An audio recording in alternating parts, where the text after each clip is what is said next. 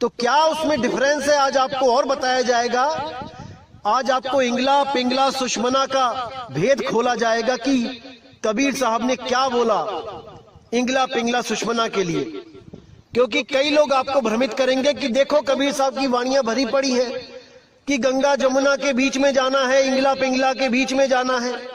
मेरे भाई, वाणियां लिखी गई हैं, वो इसीलिए लिखी गई हैं ताकि काल के दूत पूरा जोर लगा दें ये समझाने में कि इंगला पिंगला सुषमना में ही जाना है।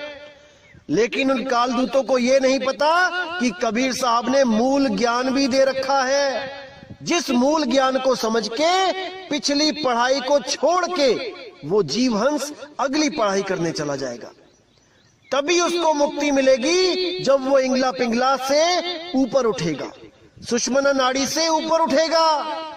जो भी गुरु आपको कहता है कि सुषमना में ध्यान लगा दो, वो काल का ही दूत है। और YouTube चैनल भरे पड़े हैं इन काल दूतों से, जो आपको कबीर वाणी ही दिखा दिखा के सुषमना में जाने का ज्ञान देंगे। लेकिन आज आपको इस रहस्य से पर्दा उठाया जाएगा कि कबीर साहब ने इंगला पिंगला सुषमना के लिए क्या बोला, उन साधकों के लिए क्या बोला जो इसमें ध्यान लगाते हैं। कोई इसमें प्राणों के द्वारा चढ़ाई करता है, कोई इसमें कल्पना के द्वारा चढ़ाई करता है, कोई आपको बोलता है कि सुषमना का अर्थ है सुस्त मन। अरे मूर्खानंद, किसको बेवकूफ बनाते हो तुम लोग। सुषमना का अर्थ ये नहीं है कि सुस्त मन, सुषमना का अर्थ है सूक्ष्म मन। और वो कहां बैठा है? सुषमना नाड़ी में। वही काल है जो सुषमना में अपना अड्डा जमा के बैठा है। और जो भी जीव सुषमना में जाता है उसको वो भ्रमित कर देता है। अरबों खरबों सूरज दिखा के, उनके गुरुओं की शक्लें दिखा के, तरह तरह के नजारे दिखा के, झूठे स्वर्ग, झूठे ब्रह्मलोक, झूठे सतलोक, अलखलोक, अनामी लोक दिखा के वही भ्रमित कर देता है। तो साहिब प्रमाण भी देते हैं कि निज मन करत जहां ठकुराई, सो नैनन पिछवाड़ा है। निज मन यानी सूक्ष्म रूप में मन कहां रहता है? नैनों के पिछवाड़े, यानी कि इंगला पिंगला सुषमना में। और जितने भी ये लोग सुषमना की बात करते हैं वो सब काल के ही दूत हैं।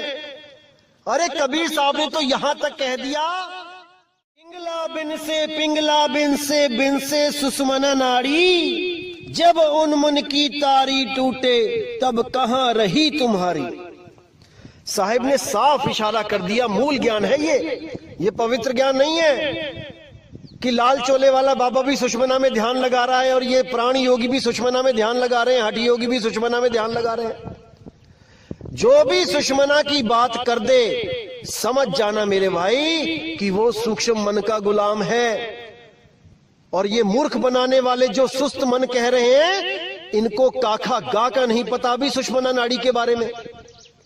ये वही स्वयंभू हैं जो बिना गुरु के ज्ञान अर्जित करके किताबों से अपना मनमुखी ज्ञान बांटते फिरते हैं और सोचते हैं कि हमें तो सत्य पता लग गया। अरे 100 जन्म लगा लो, 1000 जन्म ले लो, बिना गुरु के ज्ञान नहीं मिल सकता।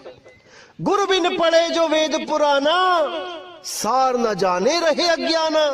साहिब साफ कहते हैं कि बिना गुरु धारण किए जो भी किताबें पढ़ता है, ग्रंथ पढ़ता है, वो केवल अक्षर ज्ञान तक जा सकता है, भेद ज्ञान नहीं प्राप्त कर सकता। क्योंकि भेद तो केवल किसी के बताने से ही प्राप्त होता है, अन्यथा वो केवल अक्षरों को पढ़कर अपने आप को ज्ञानी मानकर जन्म बर्बाद करके चला जाता है। अब साहिब ने यही समझाने की कोशिश करी है, जितने भी लोग इंगला पिंगला सुषमना में ध्यान लगाते हैं, ताड़ी लगाते हैं, पहले सोहंग के साथ ऊपर की तरफ चलते हैं, ध्यान लगाते हैं, उसके बाद एक अवस्था प्राप्त कर लेते हैं जिसको उन्मुन अवस्था कहा जाता है, जिसको मुद्राओं में मैंने बताया था कि उन्मुनी मुद्रा कहा जाता है। प्राणों के द्वारा जाते हुए सुषमना में जाकर प्रकाश में बैठकर सोचते हैं कि हम तो बच गए, अब हमें कौन पकड़ सकता है? लेकिन साहब कहते हैं इंगला बिन से पिंगला बिन से सुख मन नाड़ी। अब कहां जाओगे?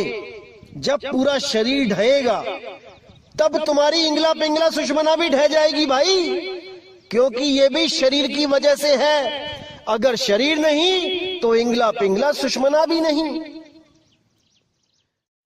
इसीलिए साहब कहते हैं जब यूं मन की तारी टूटे। अभी तो श्वासों का अजपा जाप करके चढ़ गए, चढ़ाई कर ली सुषमना में और सोचने लगे कि मैं बच गया।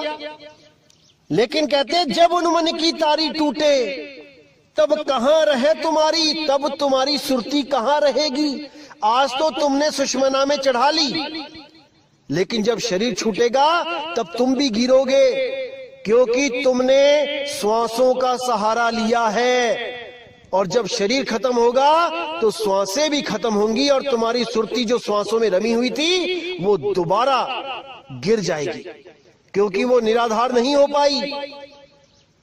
इसीलिए साहिब ने बोला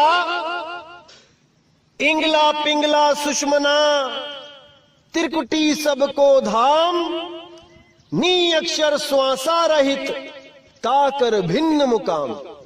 कि जितने भी ये अज्ञानी हैं, इंगला पिंगला सुषमना और त्रिकुटी में जाने की बात करते हैं, जितने भी हैं, इनका धाम काल लोक है, ये काल के मुंह में जाएंगे। लेकिन नी अक्षर श्वासा रहित, उस नी अक्षर की जो साधना करेगा, जो श्वासा रहित, जिसमें श्वास की जरूरत नहीं पड़ती, वो केवल सुरती के द्वारा प्राप्त किया जाता है।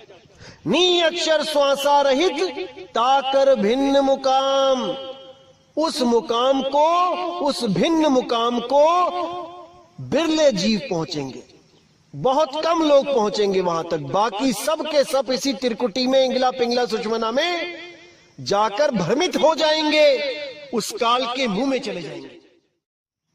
तो इन भेद की बातों को कोई भेदी सतगुरु ही बता सकता है, ये आम जीवों के बस की बात नहीं है मेरे भाई। और मुझे तो हैरानी होती है कि ये लोग कितने रंग बदलते हैं। पहले ये लोग कहते थे कि श्वासों के बिना बात नहीं बनेगी, श्वास ही सार है, सोहंग ही सार है। अब हमारे सत्संग सुन सुन के अब कहने लगे हैं कि वो सार शब्द एक रस है, वो बदलता नहीं है, वो एक धुन है। और कौन सी धुन बता देते हैं आपको? जो आप कान बंद करके या फिर 2 ग्लास अपने कानों पे रख लेना, दोनों ग्लास कानों के ऊपर जैसे ढक्कन लगाते वैसे रख लेना, एक आवाज आएगी आपको झिंगुर की तरह, जो टूटेगी नहीं, लगातार चलेगी। या फिर ये लोग कहते हैं कि किसी बंद कमरे में बैठ के, जहां बिल्कुल सुनसान हो, टीवी ना चल रहा हो, रेफ्रिजरेटर ना चल रहा हो, ये ना हो, वो ना हो, वहां जाकर ध्यान लगाओ तो एक आवाज चलेगी जिसमें कोई आवाज नहीं है, कोई नाद नहीं, कोई बिंद नहीं है उसमें, कोई ये नहीं, कोई वो नहीं। ऐसा भ्रमित करते हैं ये लोग। अरे भाई वो ईथर है, ईथर, जिसको 5वां तत्व आकाश तत्व बोला गया है। और इसी झिंगुर की आवाज को जो लगातार चल रही है, इसको ओंकार बोला है वेदों में। पूरे ब्रह्मांड में ये आवाज हो रही है जिसको उन्होंने ओंकार घोषित किया। इसी आवाज को सुनकर योगी जपी तपी सन्यासी भ्रमित होकर इसी 3 लोक में रह गए। ये सार शब्द नहीं है भाई, सार शब्द 3 लोक से न्यारा है, सार शब्द 3 लोक से न्यारा है। कि श्वास ऊपर चढ़ाई तो सोहंग, बाहर छोड़ी तो ओम, या श्वास ऊपर चढ़ाई तो को, नीचे छोड़ी तो हंग। मेरे भाई श्वासा मुंह से भी ली जाती है। जब आपको जुकाम होता है, दोनों नाक बंद होते हैं और 2-3 दिन तक आप परेशान रहते हो, सांस तक नहीं आती, तब आप मुंह से सांस लेते हो। अगर परमात्मा श्वासों में है तो मुंह से जो श्वास ले रहे हो परमात्मा उसमें भी है। आप वहां से सिमरण करके दिखाओ, कहां चढ़ोगे बताओ। तो मूर्ख बना रखा है इन दुनिया वालों ने, इन काल दूतों ने। आपने भ्रमित नहीं होना है मेरे भाई, आपने भ्रमित नहीं होना है।